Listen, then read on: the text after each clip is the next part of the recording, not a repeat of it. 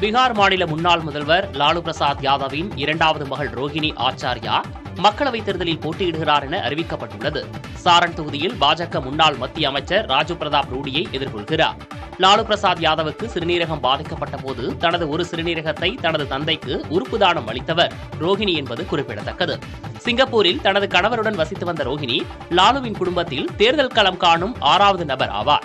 லாலுவின் இன்னொரு மகள் மீசா பாரதி மக்களவைத் தேர்தலில் பாடலிபுத்ரா தொகுதியில் போட்டியிடுகிறார். பாரதிய ஜனதா கட்சி இவருக்கு எதிராக மூத்த தலைவர் ராம் கிருபால் யாதவை களமிறக்கியுள்ளார். லாலு பிரசாத் யாதவின் 2 மகள்கள் மக்களவைத் தேர்தலில் போட்டியிட உள்ள நிலையில் லாலுவின் 2 மகன்கள் பீகார் சட்டமன்ற உறுப்பினர்களாக உள்ளது குறிப்பிடத்தக்கது.